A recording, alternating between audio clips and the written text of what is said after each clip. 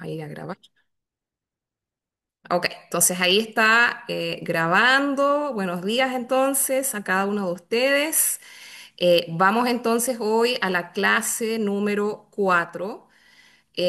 Hoy vamos a estar hablando, como dijimos, de teoría del desarrollo y vamos a ver un autor muy importante en este sentido que se llama Erickson, Eric Erickson.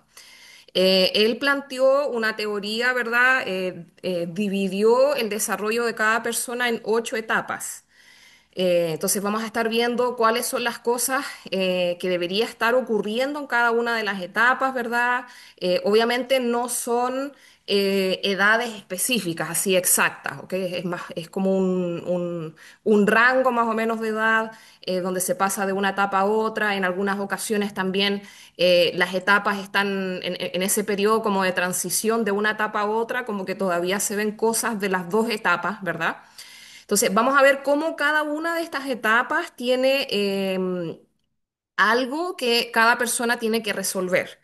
Entonces, si eso se resuelve bien, la persona va a estar preparada para poder enfrentar la siguiente etapa y así sucesivamente.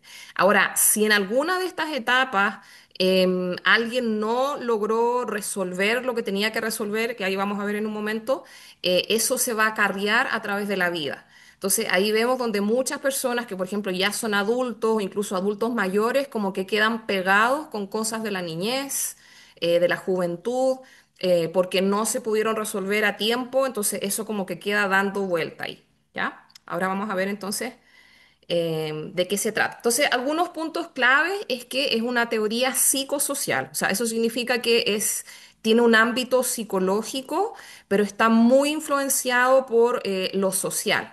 La gente que está a nuestro alrededor, en especialmente, por ejemplo, si pensamos en los niños que son chiquitos, los que más van a influenciar en ese desarrollo va a ser la familia, las personas más cercanas, en la medida que vamos creciendo, los amigos o la gente que vamos agregando en nuestra vida va a ir influyendo en cómo ese desarrollo se va a ir dando. Entonces, por eso que se habla de psicología, porque afecta a la psicología, pero está muy ligada al entorno social en que la persona está.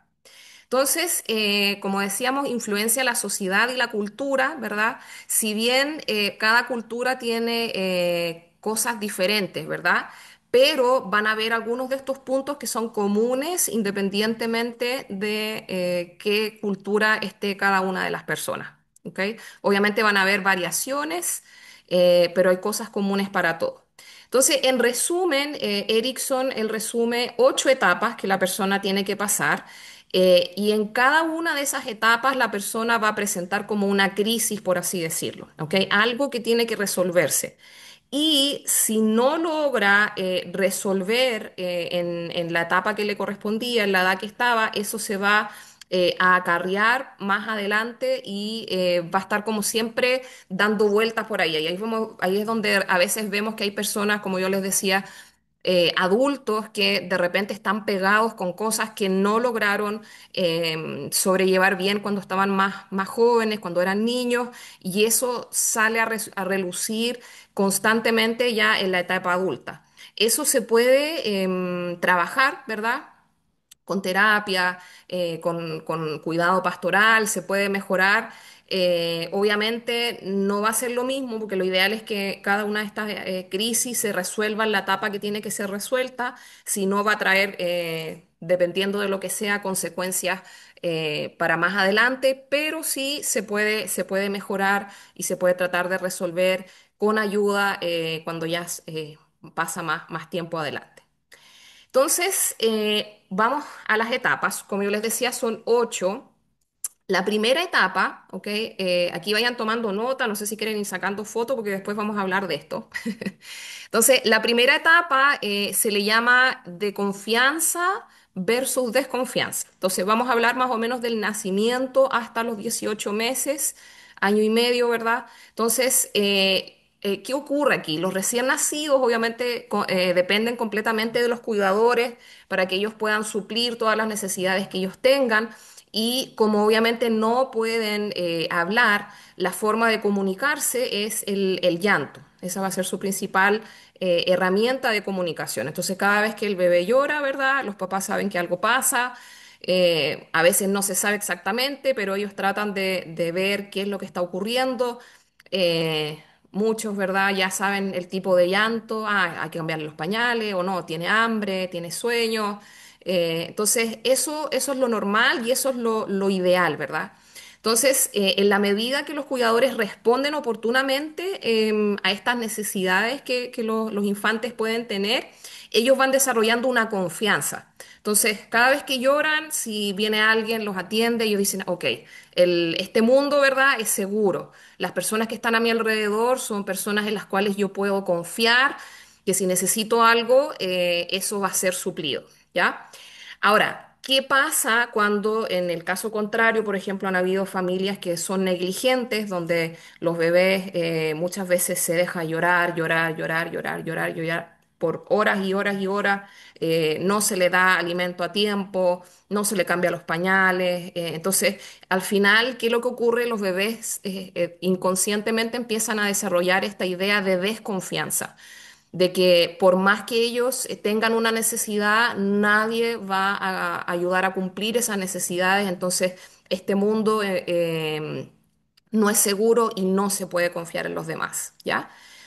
Entonces, como yo les decía, no responden oportunamente y se crea esta desconfianza, ¿verdad? Entonces, en resumen, esta etapa los niños van a evaluar cuán confiables son las personas y el mundo, ¿ok?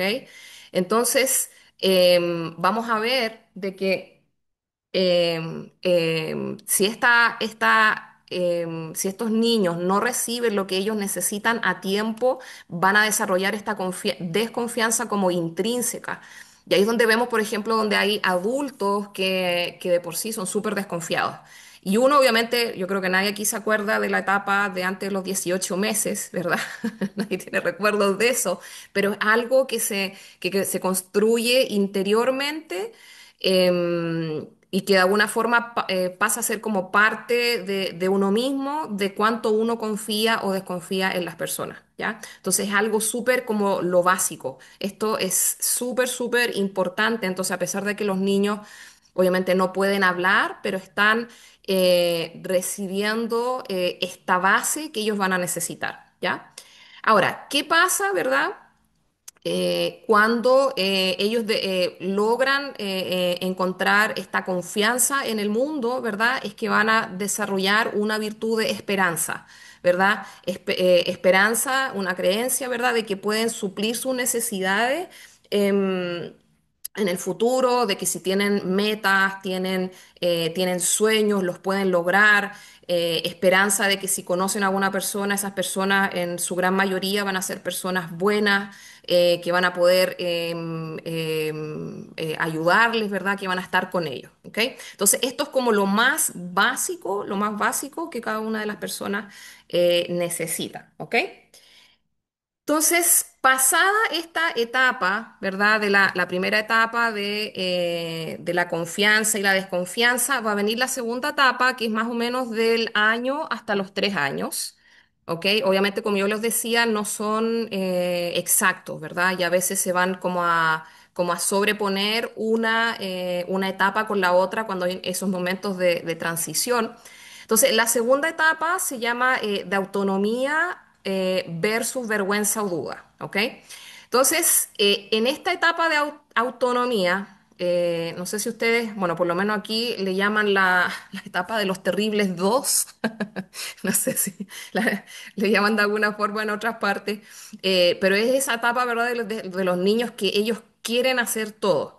¿Verdad? La etapa del no, la etapa donde se les ocurre, ¿verdad?, que quieren hacer algo y aunque lo estén haciendo mal, no, como que no quieren que los adultos lo ayuden. Entonces ellos quieren hacer cosas, ¿verdad? Entonces esto es muy importante porque va a crear un sentido de autonomía y autodeterminación, ¿verdad? Que es muy necesaria. A veces es una etapa súper agotadora, ¿verdad? Para los papás, pero es súper importante, ¿verdad? Entonces, si la etapa anterior fue superada exitosamente, si ellos logran tener esa confianza en el mundo, en las personas, entonces ellos van a tener las bases necesarias para poder entonces explorar el mundo. Entonces aquí obviamente los niños, esto se ata mucho, ¿verdad? A la etapa donde ya empiezan a caminar, donde ya empiezan a hacer cosas por sí mismos, ¿verdad? A comer, a jugar, a explorar el mundo, ¿verdad? Entonces se les abre literalmente un mundo de oportunidades, ¿ok? Entonces aquí van a jugar dos cosas muy importantes, el autocontrol y la autorregulación, ¿verdad? Del niño. Y también la regulación externa, ¿verdad?, de los cuidadores. Entonces, en esta etapa los niños todavía no saben cómo autorregularse. Entonces, por ejemplo, no les gustó algo, pueden empezar a hacer una pataleta, ¿verdad?, a llorar, pero ellos van a aprender cómo regularse dependiendo de cómo los cuidadores reaccionen. Si a pesar de la pataleta los cuidadores logran mantenerse, ¿verdad?, tranquilos, entonces el niño va a empezar a internalizar de que se puede autocalmar y de que quizás algo está mal. em, no es el fin del mundo, ¿verdad? Entonces, como les decía, a pesar de que esto puede verse como algo, como un negativismo, ¿verdad? Porque están en un constante no, que yo quiero hacer, pero es muy, muy importante para que ellos puedan empezar a confiar en sí mismos y en las decisiones que van a tomar. Entonces, esto lo vemos, por ejemplo, en los adultos más adelante. Personas, por ejemplo, muy indecisas, personas muy inseguras de sí mismos, es porque esta etapa no lograron superarla efectivamente, ¿verdad? Y que de alguna forma quedan como pegadas en ella, ¿verdad? Entonces, también vemos el otro extremo, ¿verdad? Por un lado tenemos libertad de que los cuidadores pueden dar, pero con ciertos límites, obviamente, salvaguardando, ¿verdad? Al niño, ¿verdad? Se me fue la palabra. Su identidad física, ¿verdad? Obviamente que no le pase nada, ¿verdad? Pero también va a jugar un papel muy importante en lo que es la vergüenza y la duda, ¿verdad? Donde los niños aprenden a autorregularse. Entonces, aquí donde están explorando, de pronto van a hacer algo, por ejemplo, inadecuado y que los adultos los regañan, los retan, ¿verdad? Entonces les va a dar vergüenza. ¿Ok? Y puede ser que no lo vuelvan a hacer otra vez, ¿ok? Pero también, por ejemplo, si están en un parque y empiezan a alejarse demasiado y de repente se sienten que están solos, que nadie los está cuidando, entonces van a darles como duda de volver hacia los papás, los cuidadores, ¿ya? Luego empieza ya la etapa donde casi muchos ya empiezan a llegar a la escuela, ¿verdad? El cuidado de niños, al jardín, como le llaman en Chile. Entonces, esta etapa, ¿verdad? Habla de cómo de tener la iniciativa versus culpa, ¿ok? Entonces, van a haber dos cosas. Que se van a ver acá. Entonces, en primer lugar, pueden realizar más cosas, ¿verdad? Porque físicamente se están desarrollando, entonces ya pueden correr, pueden empezar a hacer cosas con sus manos que antes no podían hacer. Entonces, está también ese deseo de poder realizarlas, ¿verdad? Están así como con esa esperación de hacer todo lo que puedan al mismo tiempo, ¿ok? Entonces, van a aprender que hay algunas cosas que ellos quieren hacer, ¿verdad? Que requiere de alguna forma aprobación social, ¿ok? Entonces, por ejemplo, si quieren, vemos, por ejemplo, que los niños se quieren empezar a cantar en frente a los demás o a hacer dibujos, y todas esas cosas que los niños hacen, todos los papás muchas veces lo empiezan a aplaudir, todo lo que hacen es fantástico, ¿verdad? Entonces, hay esa aprobación social. Y de alguna forma a los niños obviamente les gusta eso, ¿verdad? Hacer cosas que a los adultos les puedan dar esa aprobación. Pero también se dan cuenta de que hay otras cosas que no necesitan esa aprobación social. De hecho, necesitan hacerlo solitos. Por ejemplo, sacar galletas o algo rico de la cocina sin que nadie lo vea. o quizás ir a buscar un juguete que le dijeron que no puede hacer. Entonces se va a generar, ¿verdad? Este conflicto, ¿verdad? Entre la iniciativa de que quieran hacer todas estas cosas, pero también un sentimiento como de culpa cuando empiezan a darse cuenta de que hay algunas cosas que no son buenas. Entonces aquí vemos de alguna forma cómo se empieza muy rudimentariamente a generar este sentimiento como moral, ¿verdad? De lo bueno, de lo malo, de qué cosas se pueden hacer, qué cosas no están bien hacerlas, ¿verdad? Entonces sí empiezan a aprender. Luego tenemos la etapa número 4, ¿verdad? Esto ya es la etapa escolar netamente, 6 años, aquí ya estamos hablando de primero básico y casi toda la etapa, por lo menos hasta octavo, ¿verdad? Entonces vemos que en esta etapa va a haber como un conflicto, ¿verdad? Entre lo que se llama industriosidad y inferioridad. Entonces aquí... En esta etapa, los niños es muy importante que ellos puedan sentirse capaces de hacer cosas. Ellos tienen que sentir que son buenos para algo, ¿ok? Entonces, aquí es donde empezamos a ver que empiezan a desarrollar ciertas habilidades, que sean competentes para hacer alguna cosa, como destacarse en algo, ¿ya? Y esto es especialmente importante, especialmente para aquellos que tienen varios hermanos, ¿verdad? Entonces, empiezan como a tratar de diferenciarse.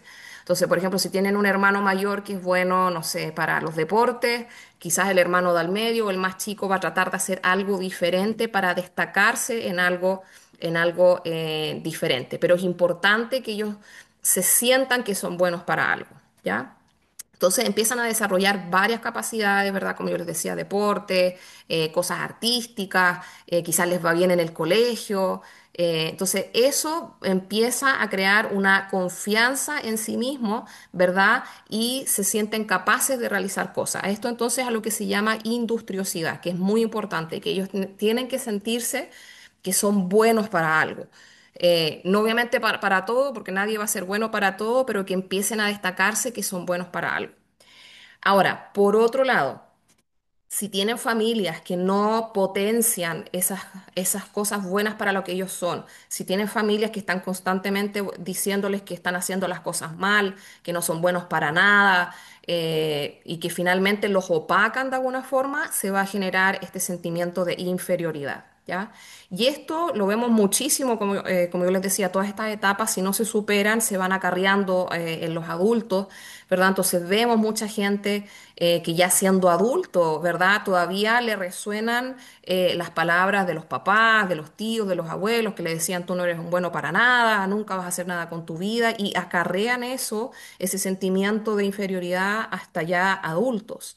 Así como hay otros que desde chiquitos, ¿verdad? Les han inculcado, les han animado a poder desarrollar sus habilidades y son personas que tienen una confianza tan grande en sí mismos que son incluso capaces de desarrollar diferentes habilidades. Son muy buenos para muchas cosas, ¿ya? Entonces ahí en esta etapa es donde se construye ese sentimiento de que puedo hacer las cosas bien, de que soy bueno, pero también de que no sirvo para nada, ¿ya? Entonces, como yo le decía, es súper importante en esta etapa la influencia que los adultos tienen sobre los niños, ¿ya? Y aquí usted quizás si no es papá, no importa, ya pueden ser papás, tíos, profes, hermanos de la iglesia, si usted está trabajando con niños en la iglesia, la influencia que los adultos tienen sobre los niños en esta etapa es súper, súper importante, ¿ok? De reconocer las habilidades y de alentarlos, ¿verdad? Que aunque se equivoquen, aunque no lo hagan perfecto, pero de seguir alentándolos, ¿verdad? Porque eso va a ir creando ese sentimiento de confianza en ellos, ¿verdad? Bueno, de ahí pasamos a la siguiente etapa, que es la número 5, y esta tiene que ver ya con la preadolescencia, adolescencia, ¿verdad? 12, 18 años. Obviamente, como yo les decía, no son edades exactas, pero es más o menos un parámetro. Entonces, aquí lo principal es lo que se va a desarrollar es la identidad, eh, o si no se desarrolla la identidad, va a haber una confusión de identidad. ¿Ok? Entonces aquí es donde vemos que los adolescentes necesitan responder a estas preguntas, ¿verdad? Primero, ¿quién soy yo? ¿ya? Aquí surgen muchos de los adolescentes empiezan a preguntar sobre sus familias, ¿verdad? Historias, ¿verdad? De los abuelos, de los tíos, de dónde vienen. Vemos, por ejemplo, en muchos casos, por ejemplo, niños que han sido adoptados, que empieza a surgir como un anhelo por saber de cuál es su familia de origen. Entonces, necesitan saber de dónde son, de dónde provienen, tener como una base de ver cuáles son sus raíces, ¿verdad? También tienen que responder la pregunta a qué grupos pertenezco. Entonces, por ejemplo, en la escuela, en el colegio, dentro de la familia, necesitan empezar a pertenecer a algún grupo. Entonces, obviamente en la escuela hay diferentes grupos, no sé, pues está el grupo, qué sé yo, de los deportistas, el grupo de los mateos, de los que son buenos para la escuela, el grupo de los, no sé, de los populares, etcétera. Entonces, cada uno de ellos necesita sentirse que pertenecen a un grupo. Y esto se liga mucho a la etapa anterior donde ellos se sienten buenos para hacer algo. Por ejemplo, si son buenos para un deporte, van a tender a agruparse con otros estudiantes que también juegan el mismo deporte. Si son buenos para el arte, buenos para la música, van a tender a agruparse con las personas que están haciendo algo parecido. Entonces, por eso que es tan importante la etapa anterior para que ellos puedan desarrollar esta etapa que sigue. Y luego, qué roles cumplo? Soy hijo, soy hermano, dentro de los hermanos, ¿qué hermano soy? Algunos cumplen el rol del hermano mayor, ¿verdad? Otro el hermano, el menor. Dentro de la escuela, ¿quién soy? ¿Soy el más popular? Quizás soy el que le va mejor en las calificaciones, soy el mejor quizás en cierto deporte. Entonces, ¿qué roles cumplo dentro de los grupos en los cuales nosotros estamos? ¿Ya? Entonces, esto es súper importante para que puedan lograr una identidad sana. Entonces, ¿qué ocurre en esta etapa? Es algo que se llama moratoria psicosocial. Moratoria es como eh, probar diferentes cosas, ¿verdad? Entonces, psicosocial porque tienen que probar diferentes roles, probar diferentes grupos, por así decirlo, probar diferentes identidades. Y esto es súper normal. Entonces, la idea es que ellos puedan obviamente probar estas distintas facetas y luego decidir, ok, esta sí me queda bien, ¿verdad? Me siento bien con ella y esta no. ¿Ya? Entonces, aquí es donde vemos los adolescentes que cambian de ropa a cada rato, quizás las niñas maquillaje, cambian de grupos también, de repente tienen un grupo de amigos y después, a las semanas después, tienen otro grupo de personas. Entonces, es importante y normal esta moratoria, estos cambios, ¿verdad? Entonces, aquí es donde especialmente los papás, ¿verdad?, tienen que tener ese cuidado de que si bien tienen que tener cierta libertad para poder ver ciertos roles, obviamente no, que no se salga de control, ¿verdad? ¿Verdad? Que no se salga de control, estar igual supervisando, porque obviamente todavía no son adultos, no pueden tomar decisiones. Completamente bien como una persona ya grande. Entonces, está ese balance donde tienen que tener esa pequeña libertad, ¿verdad? Pero tampoco que hagan cosas que obviamente los va a poner en peligro a ellos o que les va a dañar. Ok, entonces la etapa después de eso, ¿verdad? Etapa número 6 ya pasada la adolescencia, aquí ya vemos los adultos jóvenes especialmente, como yo les decía, obviamente estas edades varían. Entonces, lo que se va a dar en esta etapa es el tema de intimidad social o aislamiento social, ¿ya? Entonces, ya cuando se pasa la etapa de adolescencia, cuando ya hay una identidad un poco más definida, donde ya los adolescentes ya saben más o menos quiénes son, qué es lo que quieren hacer, ahí está toda la etapa donde qué es lo que quiero estudiar, qué quiero hacer en el futuro. Entonces, cuando esas cosas ya se van definiendo, y ya tienen esa identidad, obviamente no está completamente formada porque todavía, incluso hasta los veintitantos, incluso algunos un poquito ya cerca de los 30, todavía están definiendo su identidad. Pero la idea, ¿verdad?, es que ya a esa edad ya más o menos tengan por lo menos lo básico establecido y ahí van agregando cositas después en el camino. Entonces, ya pasada esta etapa, ¿verdad? Llegamos a esta etapa ya de los adultos jóvenes que ahora que ya saben quiénes son, son capaces de lograr compromisos profundos con otros. ¿Ok? Entonces estos pueden ser amigos, ¿verdad? Pueden ser pareja. Entonces ya logran conectarse con personas fuera de la familia, pero ya de una forma más, más cercana. ¿Ok? Si no logran hacer esto, especialmente aquellos que han tenido no han logrado tener una definición de su identidad, a quedarse como aislados, ¿ya? No van a lograr tener esa conexión cercana con otros y vemos que ya personas empiezan como a aislar, a abstraerse, ¿ok? Entonces, como yo les decía, esta etapa depende del sentido de identidad que viene desde la adolescencia. ¿Ok? Entonces, un adulto cuyo sentido de identidad es bastante fuerte está listo para relacionarse con otras personas.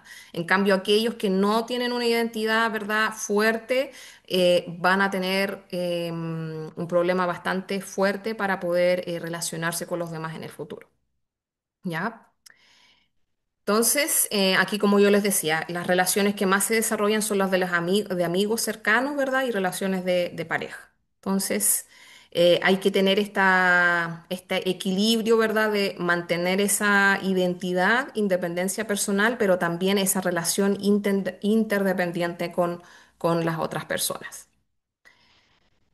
Después pasamos a la etapa 7. Aquí ya estamos hablando más o menos de los 40, 60. Entonces, esta específicamente es como la edad, una donde ya están como la gente establecida en sus trabajos, la mayoría ya tiene sus hijos, algunos ya tienen como nietos, ¿verdad? Entonces son adultos, pero ya más maduros, ¿verdad? Un poco más grandes.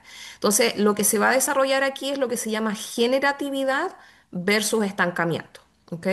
Entonces, generatividad, ¿verdad? Lo podemos definir como ese interés de tratar de ayudar a la siguiente generación, ¿ok? De establecer formas de guiarlos, formas de transmitir algo a la siguiente generación. Entonces, obviamente se dan cuenta que la vida ya no está, ya no tienen los mismos años que antes, la vida se va cortando, todavía le quedan ciertos años, ¿verdad?, de trabajo, por así decirlo, de buena salud en general. Entonces, como que se dan cuenta, ok, tengo que hacer algo para que de alguna forma mi vida valga la pena y yo pueda transmitir a los que vienen después de mí. ¿Ok?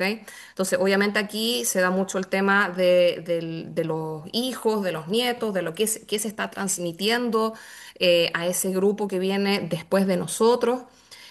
También, ¿verdad?, qué contribución estamos haciendo nosotros a a la sociedad, a las futuras generaciones. Entonces, aquí es donde muchas personas se meten mucho en el trabajo, de alguna forma para poder como contribuir y transmitir a las generaciones que vienen, ¿verdad?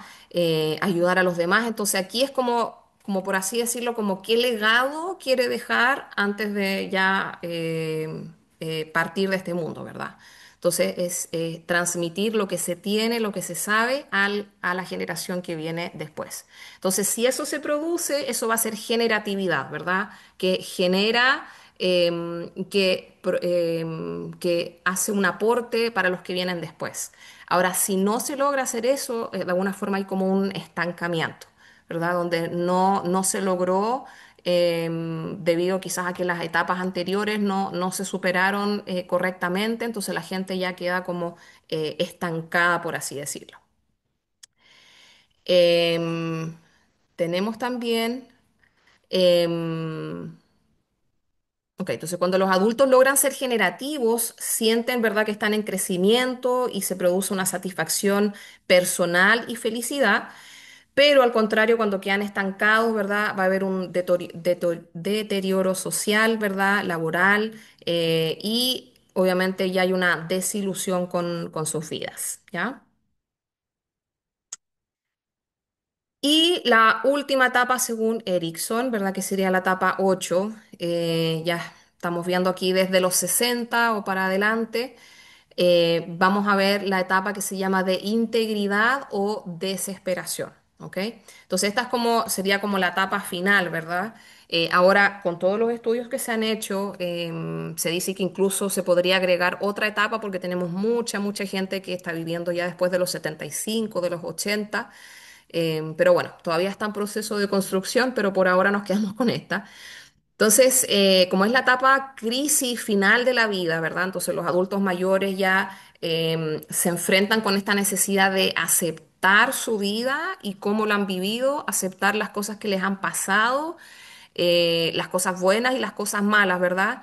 Entonces se integra todo lo que se ha vivido, se le da significado a las experiencias, se ordenan y de alguna forma sintiéndose satisfechos, ¿verdad? Con lo que hicieron, ¿verdad? A pesar de que no todo fue bueno, hubo sus pros, sus contras, pero en suma y resta. Se sienten satisfechos con su vida y ya están como listos para aceptar que próximamente, obviamente no en ese mismo momento, pero es que ya están listos, ¿verdad? Para cuando el Señor los llame.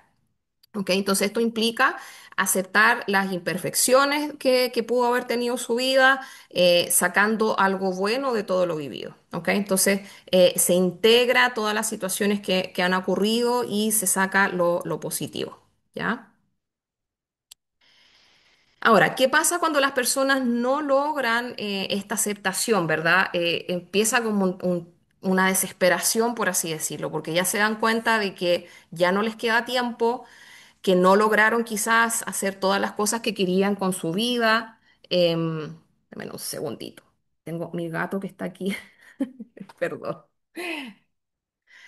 Entonces, como les decía, perdón. Entonces, hay una desesperanza, ¿verdad? Porque las cosas que hicieron en su vida no eran lo que ellos esperaban. Quizás hubo problemas de familia, hubo problemas en su trabajo que no estaban, ¿verdad?, felices. Pero se dan cuenta que ya no hay mucho más tiempo, o sea, ya no tienen la fuerza física, no tienen los recursos económicos, ya no, es muy poquito los cambios que pueden hacer a la situación. Si hay relaciones rotas, por ejemplo, con la familia, con los seres queridos, es muy poco el tiempo que queda para poder hacer enmendas. ¿Ok? Entonces, en esta etapa, ¿verdad? Es donde tiene que haber un equilibrio, como se dice, entre esta desesperanza que es inevitable, de que la muerte es cercana, por así decirlo, pero integrar y aceptar las cosas que se han vivido y quedar como en paz, por así decir. Como, ok, esto es lo que hice con mi vida, hubo cosas buenas, cosas malas, pero me voy en paz, estoy tranquilo, todo lo que hice, todo lo que pude hacer lo hice, todo lo que pude transmitir a las siguientes generaciones lo pude hacer. Y si me tengo que ir en este momento, ya estoy en paz, ¿verdad? Eso sería como lo ideal, ¿verdad? Pero si no ocurre eso, entonces viene este sentimiento de desesperanza que no se logró cumplir lo que se quería durante su vida, ¿ya? Entonces, en resumen, las 8 etapas que yo les decía, si quieren le pueden sacar foto a esta porque lo vamos a usar ahora en un momento. Las 8 etapas, ¿verdad? La primera, que es de los bebés, dijimos que se crea esta confianza versus la desconfianza, dependiendo de cómo los cuidadores responden a las necesidades de los bebés. Ellos van a desarrollar esa confianza de que el mundo es seguro, de que se puede confiar en las personas, o de lo contrario, si no, ¿verdad? Va a haber una desconfianza de que todo es negativo, de que no se puede confiar en las personas, ¿verdad? Después ya la etapa 2 donde ya hasta del 1 a los 3 años, que están, ¿verdad?, siendo más autónomos, pero también empieza a haber este tema de la vergüenza, de la duda, de algunas cosas que pueden hacer y otras que no pueden hacer. Luego en la etapa 3, ¿verdad? Tenemos el tema de la iniciativa, donde ya necesitan empezar a hacer cosas, pero también si es que empiezan a hacer cosas que no se debe hacer, empieza a haber este sentimiento de culpa. Luego ya en la etapa escolar vemos, ¿verdad?, cómo ellos empiezan a sentir que son buenos para algo y es necesario que se sientan que son buenos para hacer alguna cosa, versus cuando no se tiene ese sentimiento, hay un sentimiento de inferioridad, donde la baja autoestima va a afectar todas las demás áreas de la vida. Luego tenemos los adolescentes, ¿verdad? Donde hay una búsqueda de la identidad, donde tiene que haber una moratoria psicosocial, donde ellos tienen que, de alguna forma, probar diferentes identidades hasta hasta encontrar una que se acomode con ellos. Y si eso no se logra, entonces va a haber una confusión de identidad, ¿verdad? Y cuando se logra esa identidad, esa confianza, esa autoestima está bien, entonces va a poder lograrse la siguiente etapa que es de intimidad social, ¿verdad? Donde se va a poder establecer relaciones cercanas con personas, amigos, ¿verdad? Con pareja, o si no, va a haber un aislamiento, ¿ok? Y luego vemos ya los adultos ya un poquito más grandes, ¿verdad? Dijimos de que necesitan esta etapa de generatividad donde ellos están haciendo un aporte a las generaciones que vienen, de transmitir todo lo que saben, de poder ayudar, de guiar a los que vienen, ya sea hijos, nietos, generaciones de alguna forma, o si eso no se logra va a haber un estancamiento, ¿ya? Y la última dijimos que ya era de los adultos mayores, donde se empieza a integrar todo lo vivido, lo bueno, lo malo, se acepta, ¿verdad? Pero hay una paz, hay una tranquilidad de que se hizo todo lo que se podía hacer, de que están tranquilos, están felices. No todo obviamente fue bueno, pero la suma y la resta, ¿verdad? Es un sentimiento positivo. A diferencia de aquellos que no logran hacer eso, que no están felices con lo que lograron hacer, que les quedaron cosas pendientes, pero que si ya se empiezan a dar cuenta que les queda poco tiempo y entonces se genera un sentimiento como de desesperación, ¿ya? Entonces, lo que vamos a hacer ahora, a ver si me salté una. Aquí está. Ok, si le pueden sacar una foto a esto, ¿verdad? Entonces, vamos a dividirnos en grupitos ahora. Entonces, la idea es que puedan conversar sobre cada una de estas etapas. Quizás ver cuál fue la que más les llamó la atención, cuál quizás usted piensa que es una de las más importantes. Bueno, todas son importantes, pero que conversen qué les pareció esto. Luego que puedan decir en qué etapa cree que usted está. ¿Ok? Y lo último, y esto es como lo más importante que quiero que piensen, es sobre qué grupo de personas tiene influencia en este momento. Entonces, quiero que piensen, por ejemplo, yo estoy trabajando quizás con niños, entonces, ¿en qué etapa están esos niños con los que yo estoy trabajando? O estoy trabajando con adolescentes, o estoy trabajando con adultos mayores, entonces...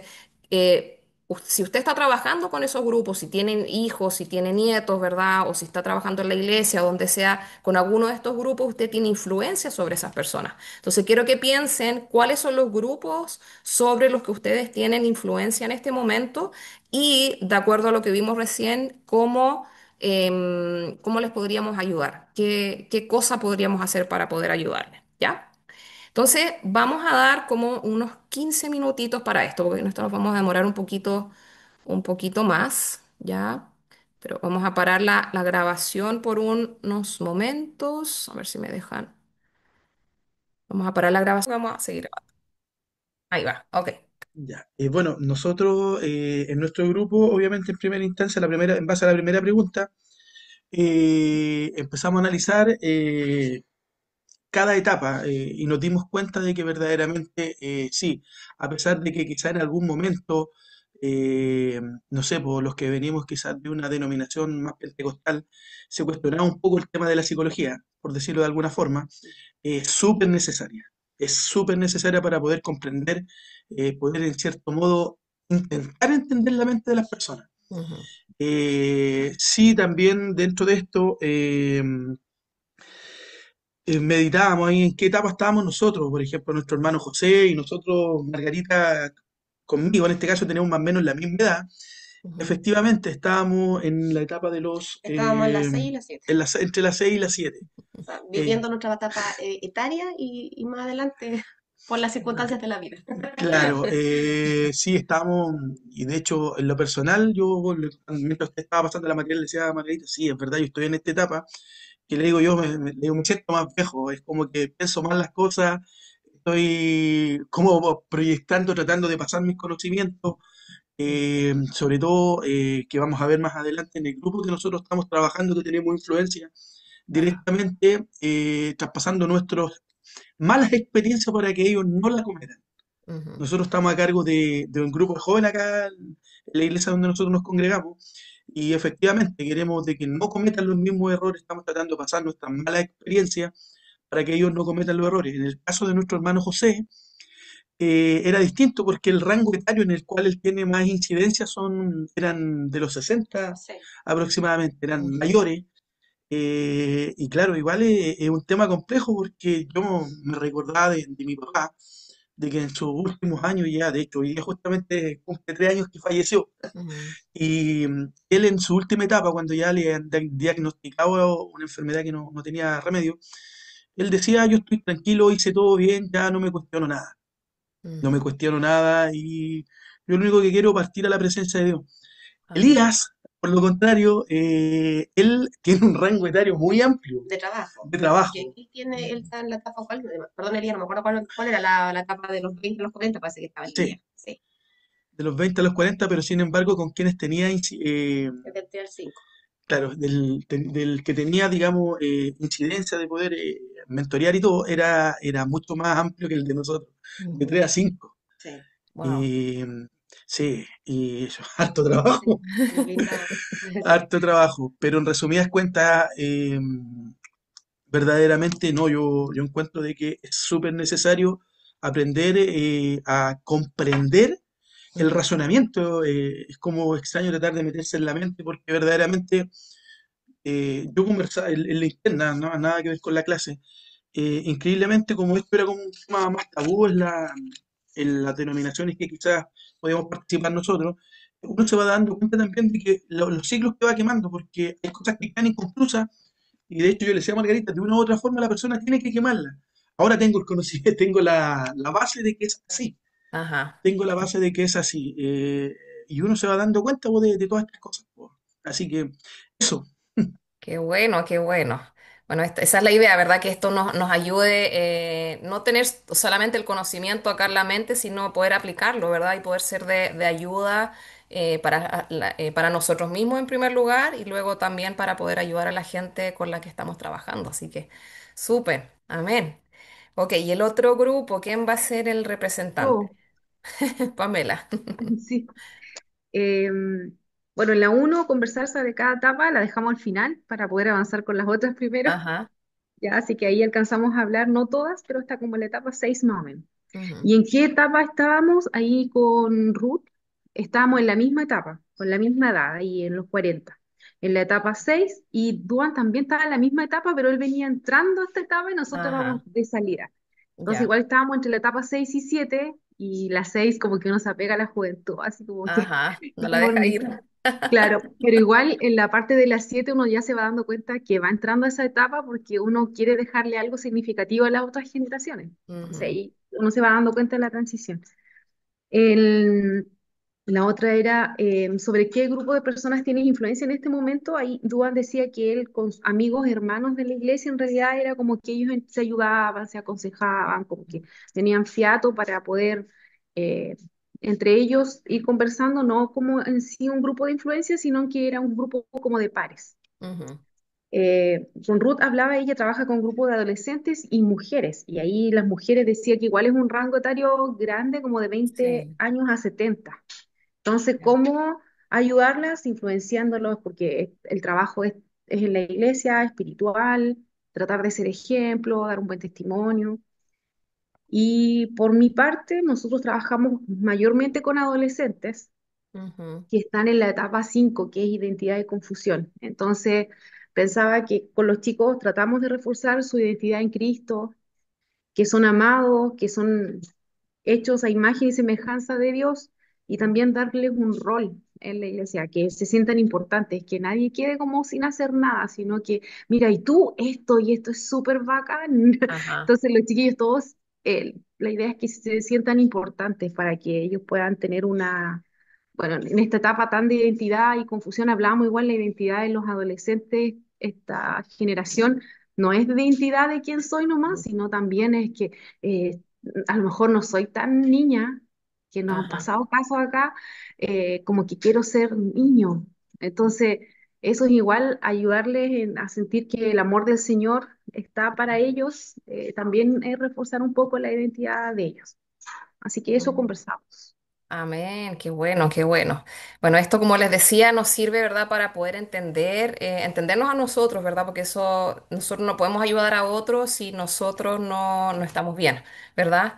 Entonces, es súper importante poder entender dónde estamos nosotros, en qué etapa estamos y también, ¿verdad? Cómo nosotros podemos ayudar a otras personas, ¿verdad? Entonces, en los diferentes grupos, porque quizás no estamos trabajando con cada uno de esos grupos, pero de alguna forma tenemos cierta influencia con algunos de ellos. Y muchos de ellos son, por ejemplo, los grupos más chiquititos, de los niños más pequeños que obviamente no tienen quizás memoria, pero para que se den cuenta ustedes cómo esos años, esos primeros años, especialmente hasta los 8 o 9 años, son tan cruciales para lo que van a hacer ellos en el futuro.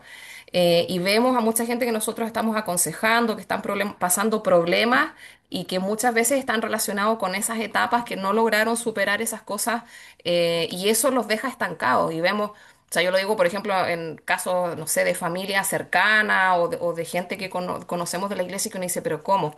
Han pasado no sé cuántos años y siguen pegados en las mismas cosas y no avanzan. Pero es por eso, ¿verdad? Porque no han logrado superar esas cosas que les pasaron, ¿verdad? Ok, ahí el hermano tiene una pregunta, hermano Sadrach o No soy yo. Margarita. Una pregunta, justamente en ese ámbito. Por ejemplo, si una persona ya adulta no vivió correctamente esta primera etapa desde su nacimiento hasta los 8 o 9 años, ¿es posible que nunca la supere? O sea, que siendo ya un adulto grande, Ajá. siga teniendo como comportamiento infantil. ¿Es así? Sí, sí.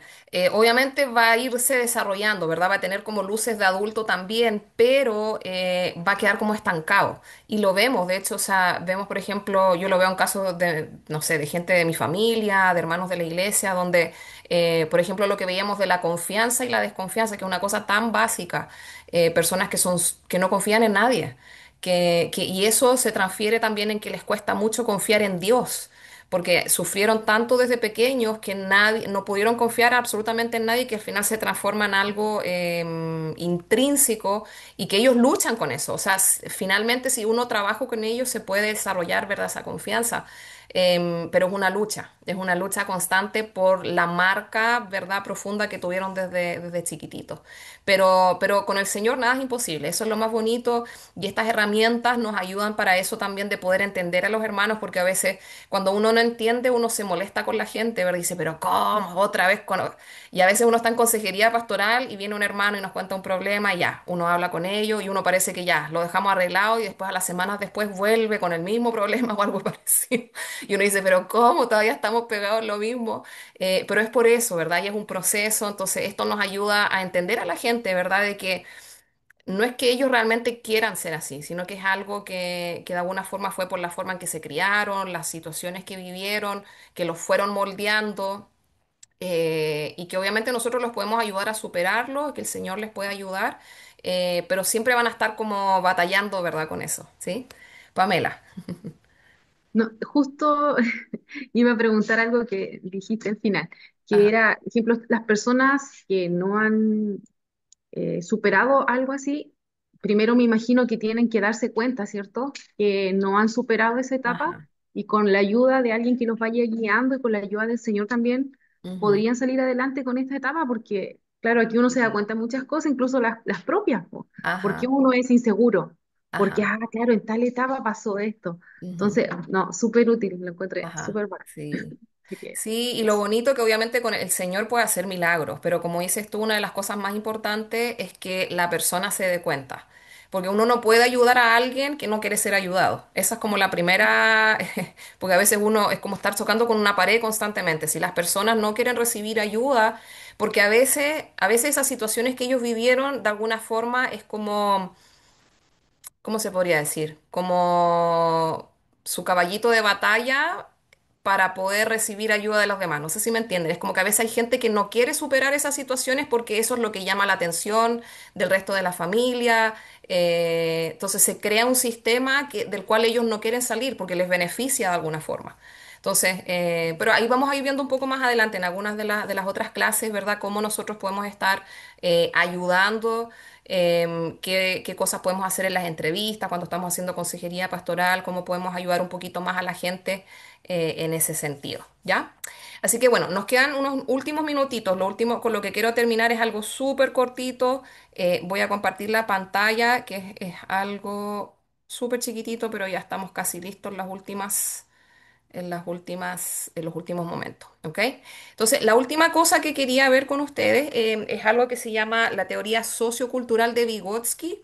Em, no vamos a entrar en tanta profundidad, pero solamente quería apuntar algo muy interesante de alguna forma de lo que él planteó.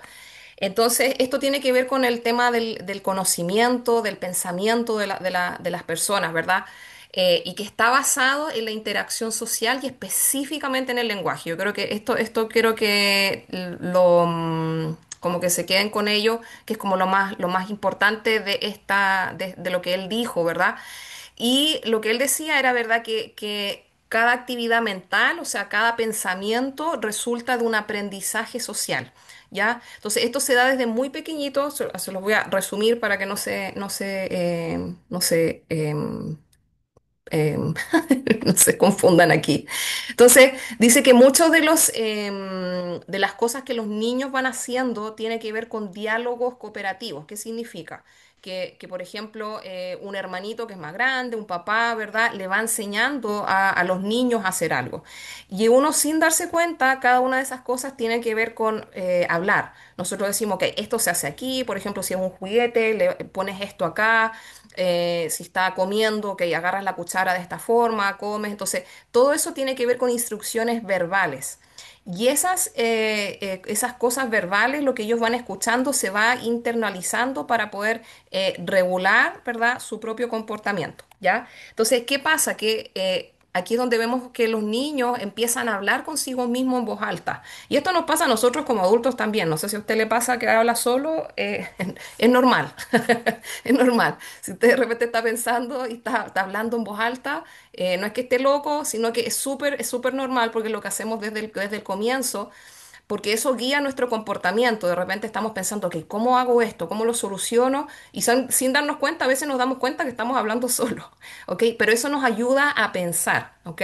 Entonces, ¿qué ocurre? Que esta voz audible que escuchamos especialmente en los niños, a veces en los adultos también, eso es lo que después se transforma como en pensamiento. Ya lo que nosotros tenemos en nuestro pensamiento es como nuestra voz interna, ¿ok? Por eso que a veces cuando decimos que estamos diciendo lo que pensamos, estamos pensando en voz alta, ¿verdad? Porque lo que nuestros pensamientos tienen, lo estamos diciendo con nuestra, en voz alta. Entonces, el lenguaje es el fundamento para todo pensamiento más evolucionado, ¿ya? Y ahora ustedes dicen, ¿para qué es importante esto? Es súper importante, ¿ya? Es súper importante porque en la medida que los niños logren tener mayor conversación, un mayor desarrollo del lenguaje, eso va a poder desarrollar más sus pensamientos. Y al desarrollar más los pensamientos van a poder tener mejores decisiones, van a poder expresar más cómo se sienten, ¿ya? No sé si les ha pasado a usted alguna vez, por ejemplo, que ha conocido personas y aquí no estamos, ¿verdad?, diciendo nada a favor o en contra, pero por ejemplo, me acuerdo que hubo hace unos años atrás el caso de la mujer gallina. No sé si se acuerdan de que la tuvieron muchos años viviendo con las gallinas y ella no podía hablar, ¿verdad? No podía, tuvo que aprender después a cómo comunicarse. Entonces, eso, ¿verdad?, es un caso extremo. Pero, ¿qué pasa, por ejemplo, cuando hay niños que han sido criados en casas donde se habla muy poco, donde finalmente las personas no logran expresar lo que sienten? Entonces ahí es donde vemos, donde como no lo pueden expresar verbalmente, finalmente se expresa con acciones. Y ahí es donde vemos, por ejemplo, casos de violencia extrema, vemos casos de depresión, porque todos los sentimientos como que se ahogan internamente y no son capaces de hablarlos. ¿Ok? Por eso es tan importante que nosotros podamos, con los niños que tengamos influencia, enseñarles a hablar, ¿verdad? ¿Verdad? Nosotros hablarles a ellos, que ellos puedan expresar y con el tiempo eso les va a ayudar, en primer lugar, a expresarse, de que quizás si están enojados, no tienen que hacer un tremendo escándalo. Tienen que solamente quizás decir, sabes que esto me molesta y la cosa se soluciona más fácil, ¿verdad? O si quizás están pasando alguna tristeza, algo, no guardárselo completamente para adentro, sino que lo puedan expresar verbalmente. Entonces, esto es súper importante y eso nos va a ayudar también con cuando estamos haciendo terapia, ¿verdad? Ya con adultos, que una de las cosas quizás más difíciles es que las personas expresen y expliquen cómo se sienten. Ya, aunque una cosa súper básica, pero el poder que tiene de uno ponerle palabras a lo que siente es súper poderoso. ¿Ya? Entonces, muchas veces lo que nosotros vamos a hacer quizás en terapia pastoral, ¿verdad? En ayudar a nuestros hermanos, a veces ni siquiera es darle un consejo, va a ser escucharlos. El solo que alguien se siente y les escuche y que ellos puedan sacar para afuera lo que les está pasando, lo que sienten, cómo ven las cosas, aunque a veces uno está ahí solamente escuchando, ¿verdad? Pero eso tiene un poder tremendo, tremendo. Entonces, dejarlos con esto, ¿verdad? Del poder del lenguaje, que si tienen niños chiquitos, ¿verdad? Enseñarles a expresar, ok, decirle, mira, ¿sabes qué? Me enojé porque el hermano me quitó el juguete, pero que puedan decirlo, decir por qué están enojados, o que quizá, ya tenemos quizás adolescentes que es más difícil de que hablen, ¿verdad? Pero que traten de expresar, porque cuando solamente se quedan eso y crecen de esa forma, internalizando todos sus sentimientos, es como se van ahogando y después van a tener tiene que explotar eso por alguna forma y eso va a explotar en forma de violencia, va a explotar en forma de depresión, va a explotar en forma de buscar, no sé, drogas, diferentes cosas para poder calmar eso, ¿ok? Entonces, dejarlos con ese pensamiento final.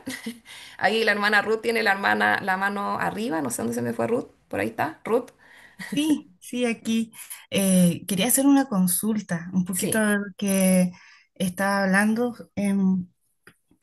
Es porque hay un caso cercano acá, tengo una hermana en la iglesia que últimamente me ha costado mucho como trabajar con ella, porque ella todo lo expresa por el teléfono, por los Ujú, mensajes de WhatsApp. Entonces, cuando yo he tenido las oportunidades de hablar con ella o he querido hablar, ella no logra como hablarme lo que me dice por el teléfono. ujú, Entonces, realmente, como dices tú ahí en la clase, una a veces piensa que por ser personas adultas, de hecho ella es más adulta que yo, ujú, eh, uno piensa que son cosas que debería ya saber, pero se ha tornado como hasta dificultad con otros hermanos también en nuestra congregación. ujú, Ella todo como que lo expresa por el mensaje, pero ujú, cuando uno va a hablar o cuando yo le digo, ya hermana, mire, juntémonos para conversar esto, pero personalmente no, como que no, como que se cierra y no se logra hablar con ella temas súper importantes ujú, y que de muchas veces han sido hasta problemas dentro de la congregación, ujú. pero a ella le cuesta mucho eso de hablar personalmente o mirar a la cara a las personas. Ya. Entonces, ¿cómo, mi pregunta va ahí, de qué forma yo puedo como ayudarla? O qué puedo hacer como para que esto no sea también un problema, porque uno lo puede entender como hermana, pero hay otros que quizás no lo entienden y se molestan. Claro, Entonces, esa es ajá. mi consulta. Sí. Sí. Bueno, mira, en primer lugar, si ella tiene problemas para poder hablar cara a cara, obviamente ahí hay un tema de que de chiquita así fue Mm, criada, ¿verdad? Y un tema de confianza donde quizás decir lo que se sentía era como, ¿cómo se llama? No se dejaba, no era permitido, ¿verdad? Entonces, mm, obviamente con la tecnología ahora es más fácil, porque uno por el teléfono no está viendo la cara, hasta mandas un mensaje de texto. Entonces, en primer lugar, como ganarse esa confianza, ¿verdad? De que lo que uno pueda decir va a estar en un lugar seguro. Muchas veces lo que necesitan esas personas es de que quizás uno se abra con ellos también.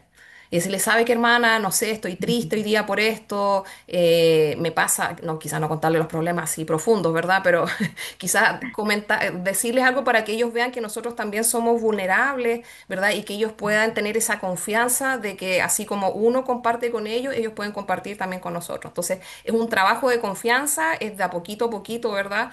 De que se pueda lograr. Y también, ¿verdad? Obviamente hablar con ella, porque si se está haciendo un problema para los demás hermanos, ahí ya conversar con ella y decirle, hermana, ¿sabe qué? Si usted tiene un problema, y esto es lo que dice la Biblia, o sea, esto ni siquiera es parte de la psicología. Mismo Jesús dijo, si tú tienes un problema con tu hermano, ve y habla con tu hermano primero. ¿Verdad? Claro, Si ese hermano no te escucha, ahí lleva a dos o tres líderes y si ellos no te escuchan, bueno, llévalo a la congregación y ya más grande. Entonces, quizás partir por ahí, ¿verdad? Decirle, sabes que no es solamente yo, sino que esto es lo que dice el Señor, hermana, y mire, si usted tiene un problema conmigo, hable conmigo, quizás no se siente cómoda de persona, entonces llamarla por teléfono, pero que ella vea de que eh, tú te estás abriendo con ella, ¿verdad? Para que ella tenga esa confianza y no la vea como que la están así como retando, ¿verdad? claro. Porque lo más probable es que cuando lo hizo cuando chiquita es que la sintieron como condenada, ¿verdad? De que no la dejaban hablar. Entonces no tiene esa confianza de hacerlo de cara a cara porque piensa que la van a retar. Am, pero también hacerle ver de que así hacerlo público no está bien, ¿verdad? De que trate de hablar contigo y bueno, orar al Señor, orar al Señor, Amén. eso es lo Sí, más muchas importante. gracias. Pero esas dos cosas quizás te pueden ayudar y como esto es un trabajo siempre es un proceso, ¿verdad? O sea, no con una simple conversación se va a solucionar. Es un proceso, ¿verdad? Como los niños, ¿verdad? Dos pasos para adelante, uno para atrás, dos para adelante, otro. Entonces, mucha paciencia y lo más importante es ganarse la confianza de ellos. Cuando ellos ven de que uno está tratando de ayudarles, ¿verdad? Ellos van a poder tomarlo de una forma, de una mejor forma. Entonces, orar para que Dios también te dé sabiduría de qué palabras usar, cómo hacerlo, en qué momento, y el Señor hace milagros. El Señor hace Sí, milagros. muchas Amén. gracias. Sí, así que bueno, ya llegada la hora, ya estamos listos, así que vamos a orar para poder terminar. Ha sido una bendición poder estar con ustedes. Esperamos que haya sido de bendición la clase de hoy.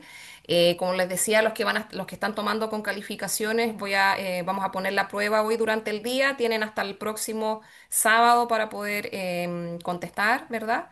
Así que esperamos que tengan una buena semana y vamos a pedirle a ver si el hermano José está por ahí. No sé si puede guiarnos en oración.